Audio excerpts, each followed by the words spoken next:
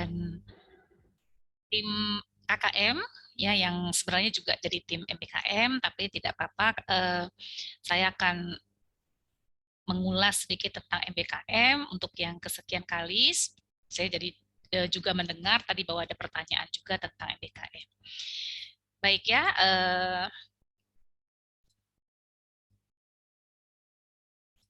nah ini untuk sementara yang saya sampaikan adalah MBKM Prodi EP ya, karena memang saya ketua dari MBKM Prodi EP, bukan EKIS. Jadi nanti kalau yang EKIS mungkin kita punya gambaran umum yang mirip lah ya. Jadi nanti boleh ditanyakan ke Bu Sisi.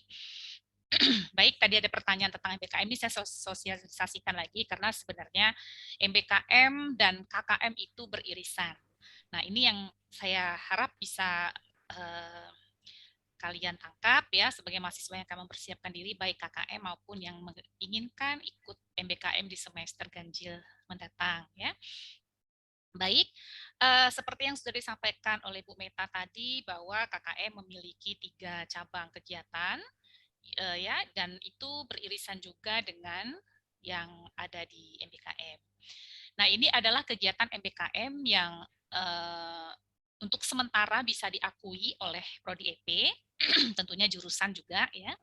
Yang pertama adalah kampus mengajar, yang ini merupakan program dari kementerian, di mana pendaftaran, pelaksanaan, dan seterusnya kami tidak mengaturnya, hanya saja pada penilaian akan ada mata kuliah yang dikonversi, dianggap sudah mengambil mata kuliah tersebut, nanti itu akan saya sampaikan di bagian akhir. Kemudian yang kedua adalah proyek membangun desa. Nah, tadi ini similar dengan yang ada di pengabdian yang di KKM ya, kemudian magang juga ada, dan yang satu yang unik dari MBKM dan ini merupakan program juga yang diberikan kebebasan oleh kementerian yaitu penelitian. Nah, ini mungkin memang peminatnya pasti tidak banyak karena memang harus mendampingi dosen-dosen yang mendaftar ke prodi untuk didampingi oleh mahasiswa dalam berkegiatan. Namun punya keunggulan, ada benefit sendiri bahwa penelitian yang dilakukan oleh dosen itu boleh dijadikan sebagai payung penelitian untuk skripsi atau tugas akhir kalian. Itu diperbolehkan. Bukan sama ya, tapi dijadikan penelitian dosen itu dijadikan payung. Baik, kita akan lihat satu persatu. Tentunya kampus pengajar tadi sudah saya sampaikan, kalian bisa lihat di link kementerian ya. Kemudian kita langsung saja ke proyek membangun desa. Ini adalah ketentuan mahasiswa ya. Tentunya ini juga nanti akan ada di buku saku. Kalian silakan download saja. Ada di web prodi. Nah, ini adalah ketentuan umum ya, bahwa IPK-nya minimal 2,75, sudah melewati kuliah sampai semester 5 dengan total SKS 103 dan seterusnya. Nah, proyek membangun desa ini sudah berlangsung pada semester ganjil tahun 2021 ya. Nah, itu sudah ada alumninya ya, itu ada 4 orang, dan karena masih 4 orang kami dengan mudah untuk mengaturnya di satu desa. Tapi untuk semester ganjil mungkin nanti akan maksud saya untuk yang berikutnya kalau sudah bertambah jumlahnya mungkin kami akan berkoordinasi dengan fakultas ya, karena fakultas juga mensupport kegiatan kita, mempersiapkan berbagai macam hal yang tentunya kalau prodi sendiri yang mengatasinya akan terkendala. Kemudian yang berikutnya adalah magang. Nah, sama halnya juga dengan KKM, magang ini juga harus ada engagement ya, keterikatan antara prodi, jurusan, dan mitra magang untuk MBKM. Nah, jadi kami berkoordinasi juga dengan Bu Meta bahwa tempat-tempat yang akan jadi mitra magang itu baik MBKM maupun KKM sudah kita sinergikan supaya supaya berbarengan.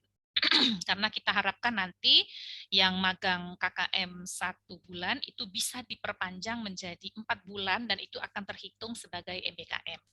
Itu prosedurnya sudah kita atur. Makanya nanti boleh ditanyakan ya hal-hal yang berkenaan dengan irisan ini.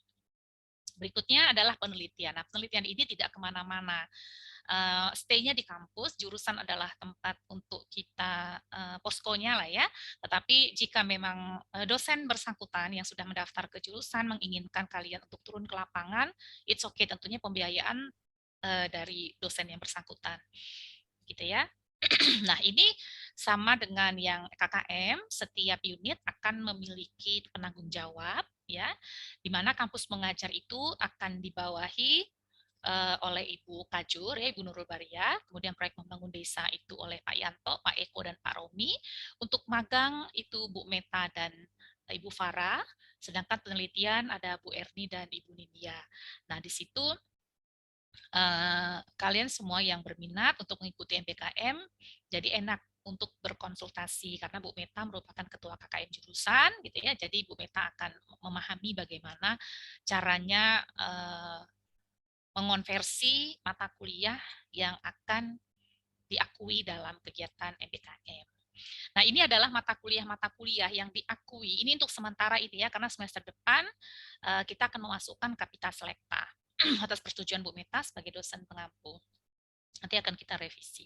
Nah, untuk kampus mengajar yang merupakan proyek dari kementerian, kita akan mereka atau kementerian sendiri meminta untuk mengakui kegiatan tersebut menjadi 12 SKS. Ini bukan tanpa bukan ditentukan oleh jurusan atau prodi ya, tetapi dari kementerian.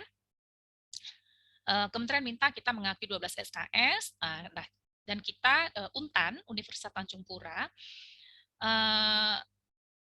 memutuskan bahwa KKM itu dimasukkan ke dalam mata kuliah yang dikonversi. Artinya, bagi yang sudah mengikuti kegiatan MBKM tidak perlu lagi mengikuti KKM. Dengan KKM, ya bersama KKM, mata kuliah lain yang dapat dikonversi ada 3 mata kuliah pilihan, yaitu LKBB, Pembangunan Manusia, dan Industri dan pasar produk halal untuk sementara. Nanti ini akan kita update terus ya, karena kurikulum kita ada yang berubah. Tapi yang jelas kalian akan diakui 12 SKS jika kalian mengikuti kampus mengajar. Nah, ini adalah yang tadi adalah program kementerian. Yang berikutnya ini adalah semuanya program dari ekonomi pembangunan ya. Untuk proyek membangun desa, ada 7 mata kuliah yang bisa diakui atau dengan kata lain tidak perlu diambil oleh mahasiswa, yaitu LKBP, Pembangunan Manusia, Manajemen Kinerja, Analisis Kebijakan Publik, Bisnis Retail, E-Marketing, dan KKM. Nah, kenapa semuanya mata kuliah pilihan? Iya, karena mata kuliah pilihan wajib kalian ambil sebanyak 18 SKS atau kurang lebih 6 mata kuliah. 6 mata kuliah plus KKM berarti kalian sudah bisa, tidak perlu lagi kuliah tatap muka untuk mata kuliah pilihan. Ya, kalian boleh lihat di buku pedoman, kalian wajib mengambil minimal 18 SKS mata kuliah pilihan.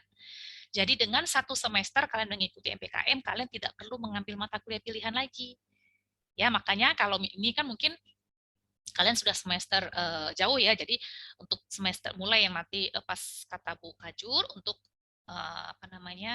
saat matrikulasi ini harus kami sampaikan supaya mahasiswa baru tidak perlu mengambil mata kuliah pilihan di awal, supaya bisa 1 kali ngambil gitu ya, semuanya sudah dijalankan.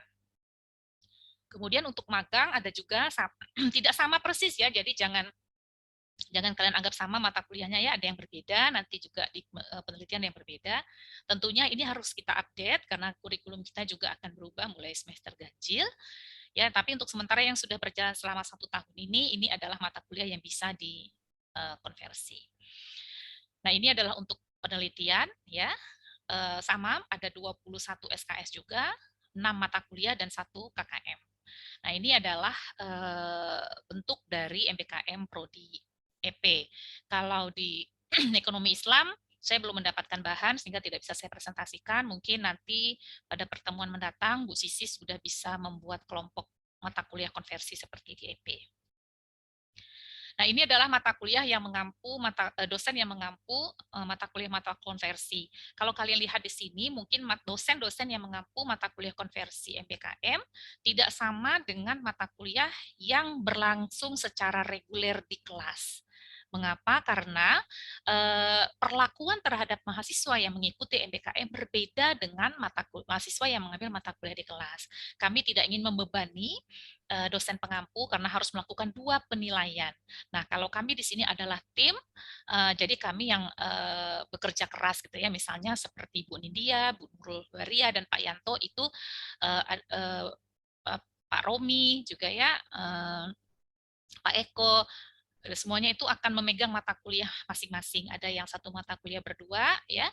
Itu dimaksudkan agar kami tim kecil ini bisa berkoordinasi karena meskipun tidak mengikuti mata kuliah perkuliahan di kelas seperti biasa, tapi kalian tetap diminta untuk mengerjakan tugas itu yang akan menggantikan tatap muka, Meet, dan UAS. Jadi kalian tidak mengikuti kuliah, kalian tidak mengikuti Meet, tidak mengikuti ujian akhir, tetapi kalian diberikan tugas yang sepadan dengan itu. Dan MBKM ini akan berlangsung selama 4 bulan.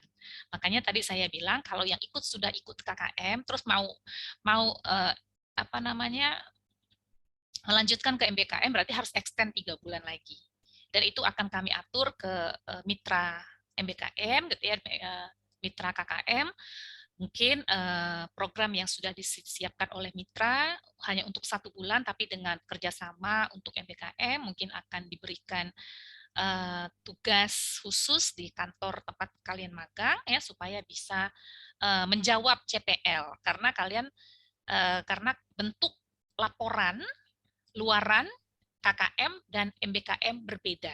Tapi jika kalian membuat hanya ikut MBKM, itu include KKM. Jadi nanti silakan kalau memang penjelasan saya di sini sifatnya tidak operasional, silakan kalian bertanya nanti ya, baik secara langsung maupun melalui kolom chat. Baik, demikian yang bisa saya sampaikan, Bu Meta, Pak Eko, dan kawan-kawan. Assalamualaikum warahmatullahi wabarakatuh.